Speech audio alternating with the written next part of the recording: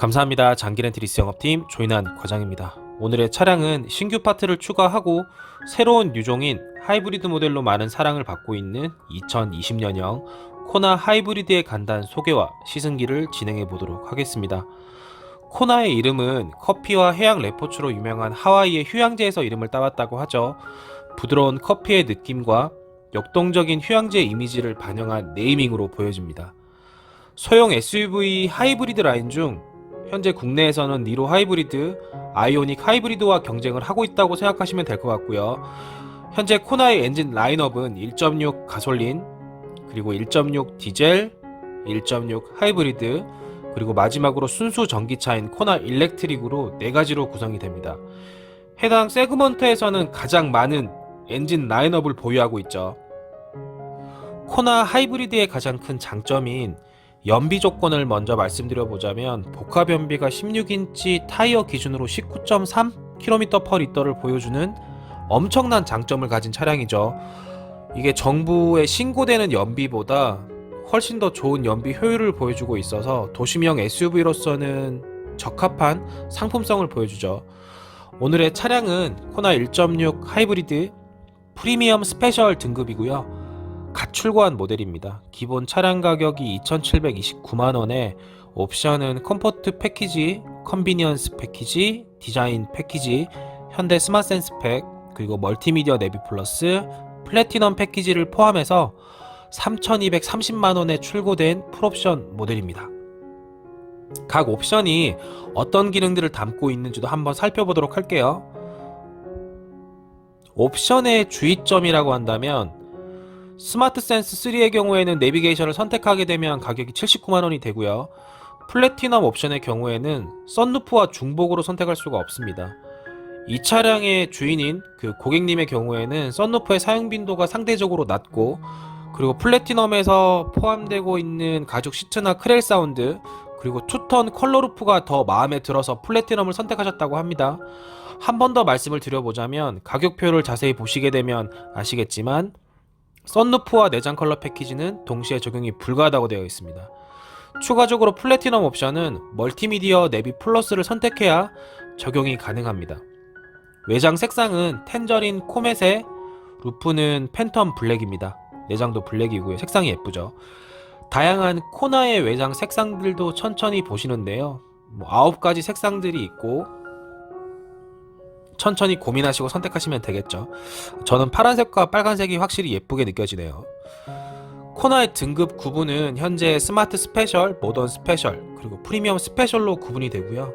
저희 영업팀에서 코나 하이브리드 출고 후에 가장 많은 선호도를 보인 등급은 모던 스페셜에 멀티미디어 내비 플러스만 넣으신 분들이 가장 많았습니다. 차량 가격이 현재 풀옵션일 경우에는 3,230만원이나 되기 때문에 상대적으로 풀옵션을 선택하기보다는 2,500만원에서 2,700만원대로 선택하는 경우가 더 많은 것 같아요. 가격적으로 본다면 충분히 이해가 되죠. 그리고 차량 설명에 앞서서 2020년형 코나 하이브리드가 무엇이 달라졌는지에 대한 설명을 조금 드려볼게요. 첫 번째는 하이브리드 전용 디자인으로 약간의 차별화 요소들을 제공하고 있는데, 그 내용으로는 실내 쪽으로는 블랙과 화이트의 액센트, 그리고 전용 휠인 16인치와 18인치의 디자인 변화와 미쉐린 타이어를 장착하고 있다는 것이고요. 추가적으로 하이브리드 엠블럼이 부착되게 되죠. 두 번째는 ADAS, 고속주행 편의장치와 그리고 신사양을 좀 많이 추가해서 상품성을 강화하게 되었는데요. 그 내용으로는 일단 10.25인치 내비게이션 적용입니다. 기존의 8인치보다 훨씬 더 커졌음을 알 수가 있죠. 셀토스의 경쟁 상대가 되기 위해서는 어쩔 수 없는 선택으로 보여지기도 하고요. 내비게이션 내에 카토홈이나 OTA가 적용되어 있는데요. 이 OTA라는 것은 차량 관련 소프트웨어를 무선으로 업데이트할 수 있는 기술, 그리고 또는 내비게이션 지도 무선 업데이트 기능이라고 생각하시면 되고요. 지금 출시되고 있는 제네시스 G90, 그리고 신형 소나타, 신형 그랜저 등에서 모두 적용되어 있는데, 현재는 2019년 8월 8일 이후로 판매되는 차종들에 대해서는 거의 OTA가 다 적용되어 있고 5년을 무상으로 사용할 수가 있죠.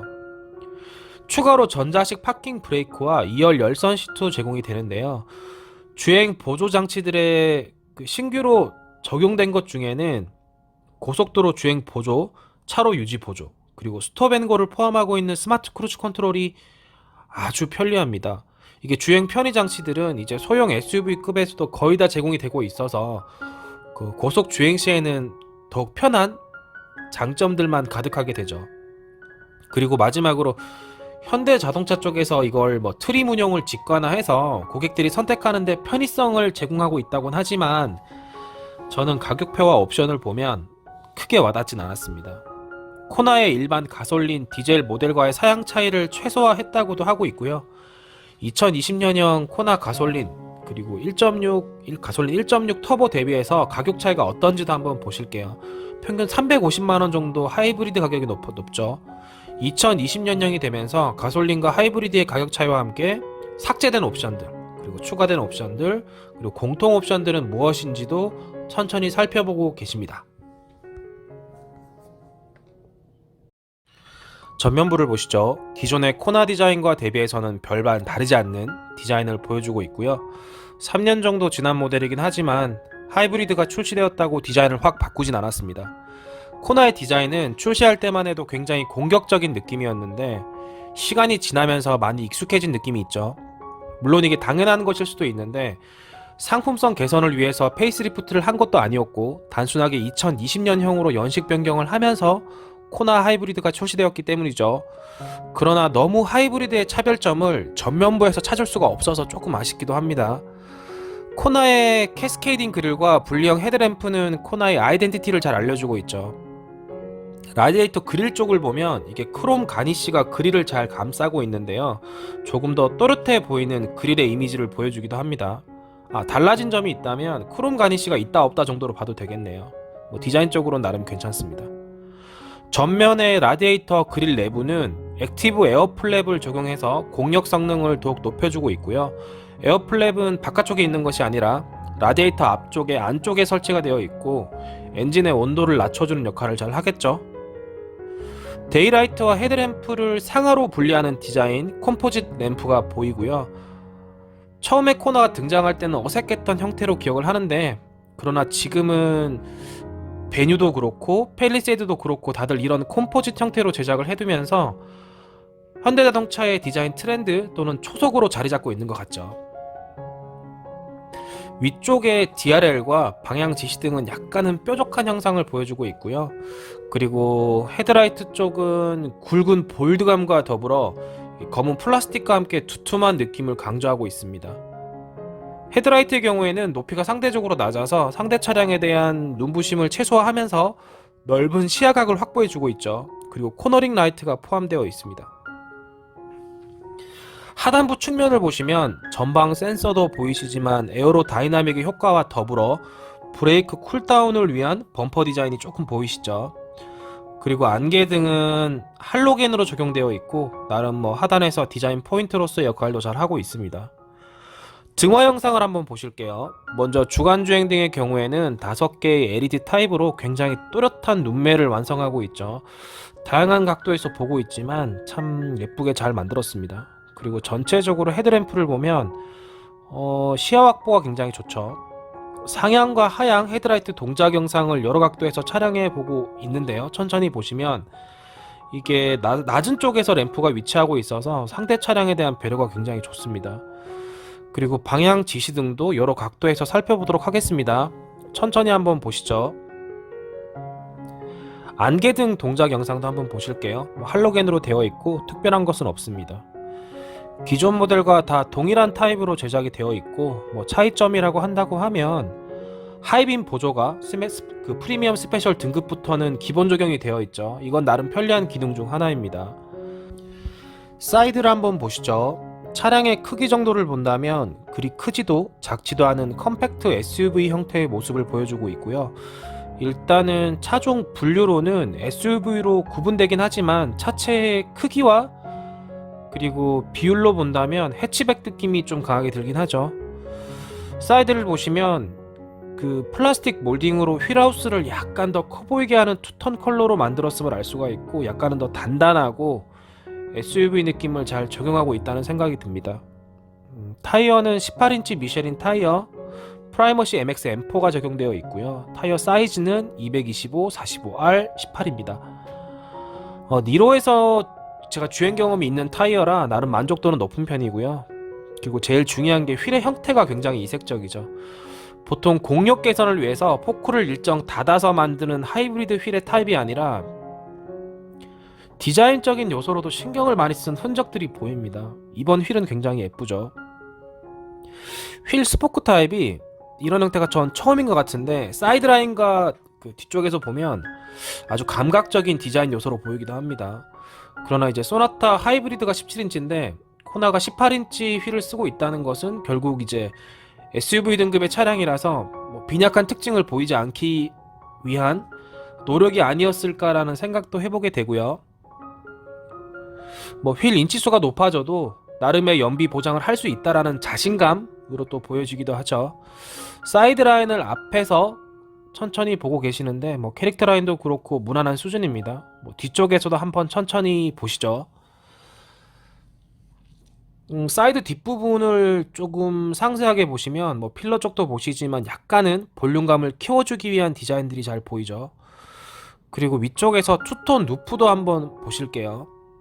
디자인적인 요소로의 역할은 분명히 잘 하고 있습니다. 사이드에서 하이브리드 차량이라는 것을 더욱 강조하기 위해서 양쪽으로 블루 드라이브 엠블럼을 다 부착을 해두었고요. 빨간색 차량에서는 조금 더 도드라지는 색상은 맞죠. 사이드 리피터는 길게 형상화시키진 않았고요. 사이드 미러의 팁처럼 형상이 되어 있고 다양한 각도에서 촬영을 해보고 있는데 나름 괜찮습니다. 등화 영상도 한번 천천히 보실게요. 후면부를 한번 보실게요. 후면부 역시도 기존의 코나와 대비해서는 큰 차이가 없습니다. 차이점이라고 한다면 하이브리드 레터링 정도라고 생각하시면 되고요. 가솔린 모델 역시 머플러를 숨기고 있기 때문에 큰 차이가 더욱 없다고 생각하시면 됩니다. 전체적으로 한번 보시죠. 곡선 형태를 잘 유지하면서 뭔가 균형감을 색상과 파트로 잘 나누어 결합한 느낌이 들죠. 테일램프는 약간 작아 보이긴 하지만 아래쪽에 방향지시등 라인을 함께 보면 훨씬 더 커 보이는 항아리 형태의 라인을 보여주고 있습니다. 테일램프는 LED 타입으로 제작되어 있어서 예쁘죠. 범퍼 가니쉬는 스포티한 외관을 완성시켜주는 기분이 들기도 하고요. 사이드 가니쉬부터 범퍼 라인 일부까지 투톤 처리를 해두어서 SUV의 느낌을 강하게 드러내고 있습니다. 하단을 보시죠. 범퍼 가드가 사이드 쪽에서 후면부까지 아주 단단한 형태와 디자인을 보여주고 있죠. 디퓨저를 보시면 이게 다 막혀있는 공간입니다. 하단 쪽에 숨겨진 머플러가 어디에 숨어져 있는지 영상으로 한번 보실 텐데요. 천천히 보시면 되고 멀티링크도 확인할 수가 있죠. LED로 만들어진 보조 제동등도 보시고요. 그리고 리어 스포일러가 있음을 확인할 수가 있죠. 그리고 SUV 타입이라 와이퍼도 장착이 되어 있습니다. 등화 영상을 한번 보실게요. 미등을 작동시켰을 때 테일램프 영상이 어떻게 되는지도 보시는데 전체적으로 등화들의 조합은 괜찮고 예쁜 편입니다. 아래쪽에서 동작하는 방향 지시등 영상도 보시는데요. 벌브 타입이고 기존과 큰 차이는 없죠. 그리고 후진을 제가 해보고 있는데요. 후진등 역시도 벌브 타입입니다. 그리고 브레이크를 밟았을 때 제동등 그리고 보조 제동등 역시도 영상으로 천천히 보실게요. 일단은 보조 제동등이 약간 긴 형태의 어떻게 보면 바 형태라고 보시면 되죠. 나름 괜찮습니다. 엔진을 한번 보시죠. 엔진의 스펙을 먼저 살펴볼게요. 이미 니로와 아이오닉에 탑재되어 있는 하이브리드 시스템이라 사실 구동계는 균형이 잡혀 있고 문제가 없는 모델이라고 말씀을 드릴 수가 있고요. 아이오닉 하이브리드와 전체적인 스펙은 비슷한 정도이고 기존의 7단 DCT는 조합이 좋지 못했다라는 단점과 함께 빠른 응답성으로 인정받는 6단 DCT로 변경이 되었습니다. 니로를 제가 예전에 일주일 정도 주행해 본 적이 있는데 코나 하이브리드와는 확실히 주행 질감이 달라요. 그 뜻이 뭐냐면 가솔린과 모터의 상호 간섭 이질감이 상당히 많이 개선되었습니다. 수치상으로 보면 이게 1.6L 가솔린 엔진에 32kW 모터가 탑재되어 있고요. 변속기는 6단 듀얼 클러치로 조합되고 있죠. 최대 출력이 105마력, 그리고 최대 토크가 15, 모터 출력이 43마력과 토크가 17.5 정도인데요. 시스템 출력이 145마력이라고 하면 나름 괜찮은 수준이죠. 그러나 뒷좌석 시트 밑으로 이게 배터리를 설치하다 보니까 연료 탱크 공간이 코나의 일반 가솔린 차량 대비해선 한 12리터 정도가 줄었죠. 코나의 일반 가솔린의 그 연료 탱크 공간은 50리터 정도입니다. 물론 이제 코나 휘발유 대비해서는 아니겠지만 다른 하이브리드 차량 대비해서는 상대적으로 주유소를 자주 방문해야 한다라는 단점도 있긴 합니다. 연비를 좀 얘기를 해보자면 18인치 타이어 기준으로 공인연비는 복합이 17.4, 도심은 18.1, 고속은 16.6 정도입니다. 그러나 제가 영상 10도 정도의 온도에서 연비 주행을 잘 하려고 노력한 결과 시내는 14에서 15, 고속은 제가 이제 발 컨트롤과 관성 주행을 잘 해보니까 23에서 24 정도는 무난하게 나오더라고요. 괜찮은 하이브리드 연비를 구현하고 있습니다. 가솔린 차량의 연비와 비교를 해본다면 더욱더 큰 차이가 있다는 걸 알게 하죠. 실내를 한번 보시죠. 실내는 전체적으로 보면 레이아웃은 바뀌지가 않았습니다. 컴팩트 SUV 타입의 실내라서 배치와 편리성에 집중을 많이 하고 있죠.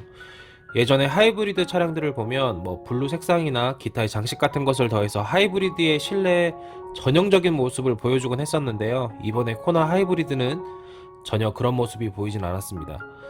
그러나 중앙에 플로팅 타입의 10.25인치 내비게이션이 탑재가 되어 있고 와이드 타입이면서 고해상도 패널을 적용하고 있어서 조금 더 신차 느낌이 뚜렷하게 드러나고 있죠. 계기판을 보실게요. 계기판은 하이브리드 전용으로 조금 더 다른 특징점을 보여주는데요. 그 중심에는 RPM 게이지가 아닌 하이브리드 시스템 관련 주행 정보를 보여주고 있죠. 예전과 동일하게 아날로그 타입이고 그냥 하이브리드 기본적인 디자인 레이아웃이라고 생각하시면 될 것 같아요. 다시 정리를 해보면 좌측은 하이브리드용 그 배터리 클러스터고요. 우측은 주유와 속도 게이지, 그리고 센터 쪽에 보시는 4.2인치 컬러 LCD 클러스터에는 트립 정보나 다양한 정보들이 표시가 되고 있습니다. 천천히 메뉴 설정을 보실 텐데요.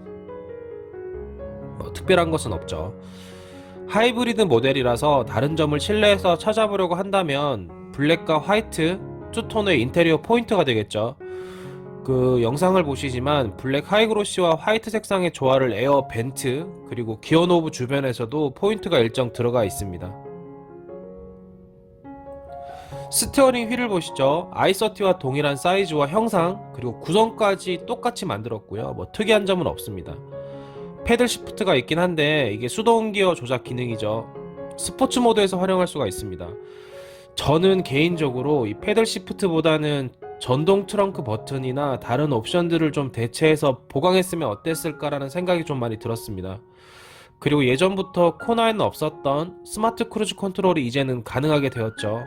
HDA와 함께 장거리 운전이나 60km 속도 이상의 고속주행 시에 큰 도움이 되고 있습니다. 컴바이너 타입의 HUD, 헤드업 디스플레이도 보시는데요. 앞쪽 패널에 버튼을 누르면 어떻게 헤드업 디스플레이가 작동을 하는지도 살펴보고 가실게요. 부드럽게 잘 올라가고 잘 닫혀지죠. 이쪽 주변은 늘 깨끗하게 유지해야겠다라는 생각이 좀 들기도 합니다. 컬러도 그렇고 시인성도 괜찮지만 제가 주행을 해보면 노면 상태가 좀 고르지 않은 곳에서는 주행할 때 기계적으로 조금 흔들림이 있다라고 생각이 들었습니다. 내비를 한번 보시죠. 내비게이션은 10.25인치 인포테인먼트 시스템이 적용되어 있고요. 기존의 7인치나 8인치 타입의 디스플레이에서는 엄청난 변화를 했죠. 더욱더 다양한 정보를 조금 더 여유있게 제공받을 수 있는 기분이 들기도 합니다. 개인적으로 친구가 지난주에 코나 아이언맨 에디션을 장기 렌트로 좀 저렴하게 진행하긴 했었는데요. 코나 하이브리드 인포테인먼트를 보고는 조금 아쉽다라는 말을 많이 하더라고요. 배가 조금 아프겠죠. 여튼 그렇습니다. 내비게이션 설정에 관련된 메뉴들도 천천히 살펴보고 계시고요. 내비게이션 경로 검색을 해보고 있는데요. 정전 타입의 터치 방식도 괜찮지만 경로 설정도 빠르게 이루어져서 나름 괜찮습니다. 내비 설정 중 차량 설정에서는 외부 공기 차단, 자동 환기, 그리고 창문 습기 방지 이렇게 세 가지만 조절이 되죠. 단촐한 느낌입니다.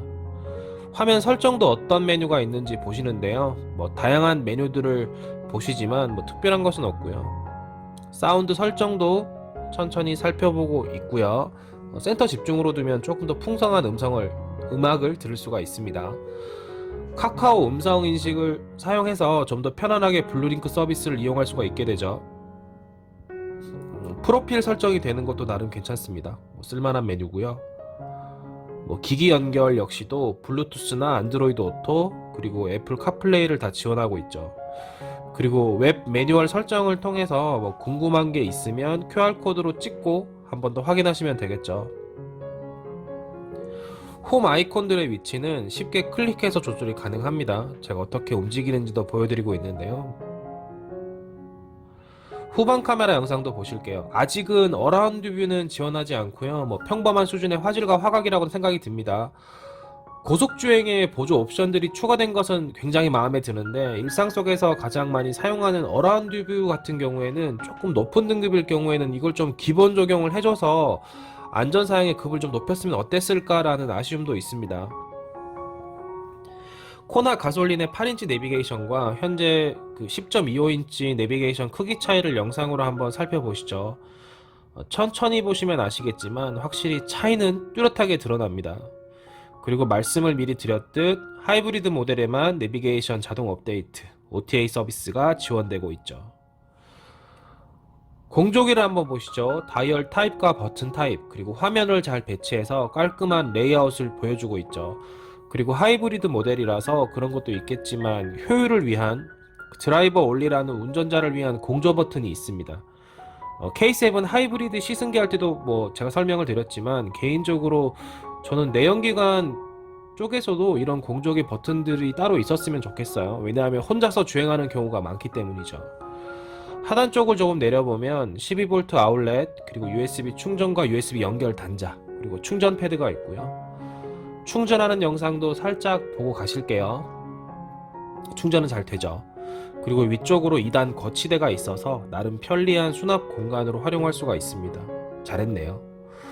기어 노브는 원형으로 심플하게 되어 있고요. 변속기는 6단 DCT 타입이죠. 일전의 코나 모델들을 보면 변속기 주변 상단에 드라이브 모드라는 버튼이 있었습니다.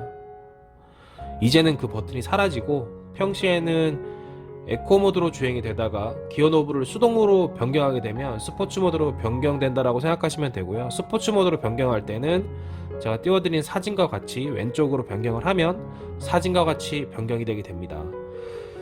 변속기 주변으로는 열선 통풍 시트가 3단으로 조절이 되죠. 그리고 스위치나 열선 핸들 스위치, 버튼의 동작들은 다 괜찮습니다.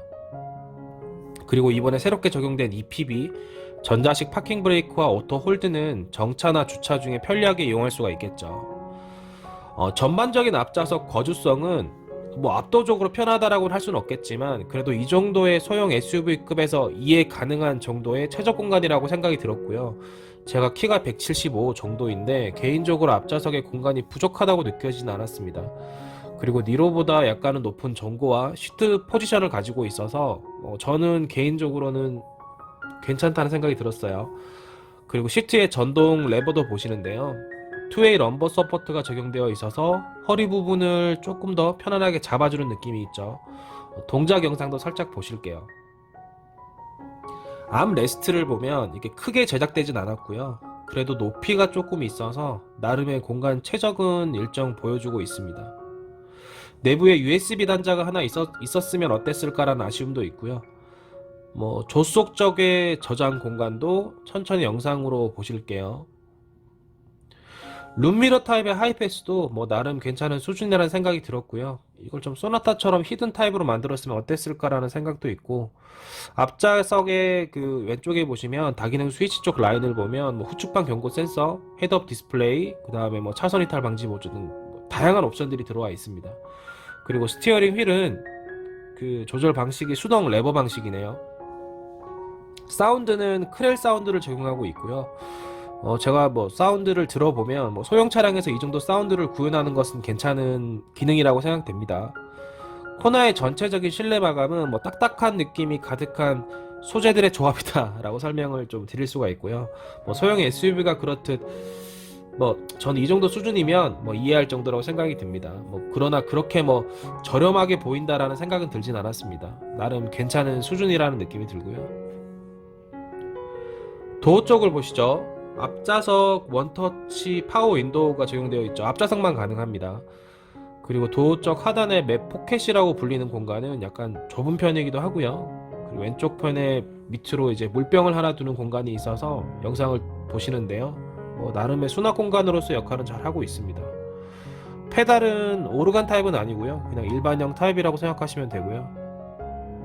몇 가지 정도는 개인적으로 셀토스보다는 조금 좋아도 되는데 아직은 옵션 부분에서는 기존 코나와 그리 다르지 않은 모습입니다. 뒷좌석 2열 공간도 한번 살펴보시죠. 뒷좌석이 기존 코나와 차별점이라면 역시 열선 시트를 채택했다라는 점과 암레스트로 거주 편의성을 제공하고 있죠.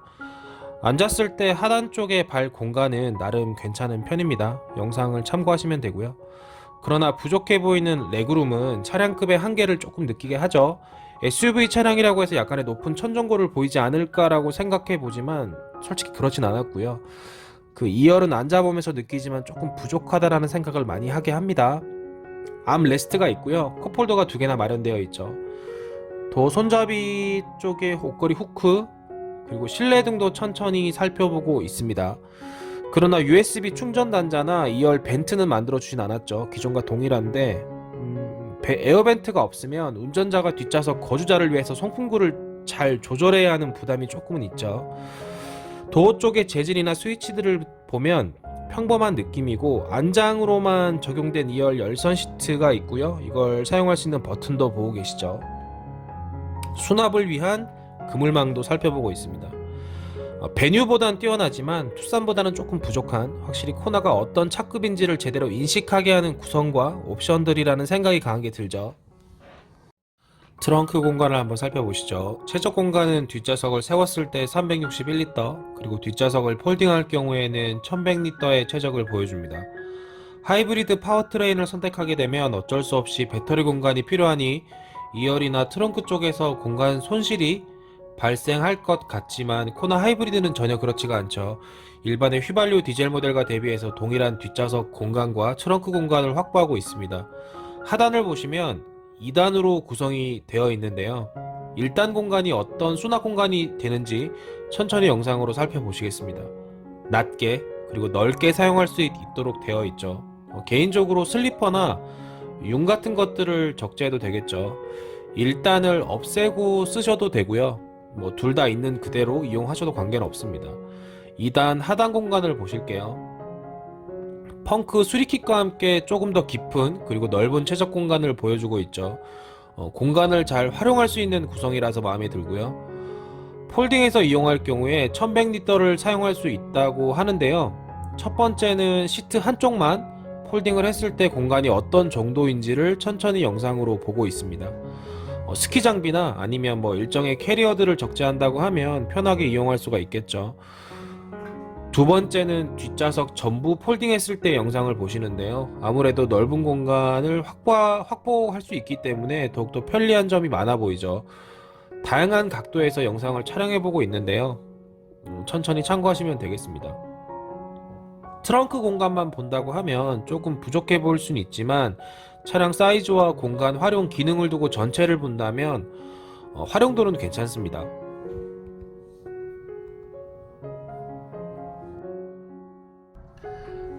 총평을 해볼게요. 연비 및 효율에 대해서 먼저 말씀을 드리겠습니다. 에너지 흐름도를 통해서 다양하게 정보를 얻을 수가 있고 특히나 전기 모터의 간섭 부분이 어떤지를 내비게이션을 통해서 쉽게 확인할 수가 있죠.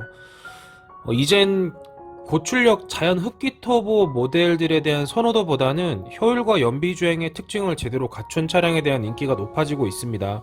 이것이 트렌드고요. 코나 하이브리드는 초반 출발 시에 소모될 수 있는 나쁜 연비들을 전기 모터가 부드럽게 주행을 해주면서 만족스러운 역할을 하고 있죠. 예전과는 조금 반대의 느낌의 하이브리드죠. 제가 말하고 싶은 것은 빠른 주행을 위해서 스포츠 모드까지 사용해 가면서 고속 주행을 계속 해본다면 내연기관이 많은 일을 해가면서 연비는 더욱 나빠질 수밖에 없습니다. 예전에는 기술들을 보면 고속연비가 더욱 좋은 하이브리드 기술이었죠. 그러나 지금은 교통정체가 심한 구간에서 연비를 좋게 하고 그리고 아껴주는 기술들이 많이 발전했다라고 생각하시면 될 것 같아요. 그리고 상호작용 또는 유기적인 작용을 통해서 전기모터와 내연기관의 개입을 전체적으로 잘 디자인했죠. 효율적인 연비 구성을 하고 있다는 것은 놀라웠습니다. 특히나 중속 구간이라고 하면 60에서 80 정도의 속도인데요. 이 구간대에서 전기 모터의 개입도 그렇지만 힘이 조금이라도 부족하다라는 생각은 들지 못했습니다. 그리고 전기 모터가 개입을 했다고 판단하기 어려울 정도로 부드러운 보조를 잘 해주고 있었습니다. EV 모드가 폭넓게 유지되고 간섭을 잘하고 있어서 도심과 일반 시내 주행 그리고 고속 정속 주행이 많은 분들에게는 분명히 장점이 될 것입니다. 보통 고속 주행 시에는 20km/L 정도의 연비를 넘는 것은 너무나 쉬웠고요.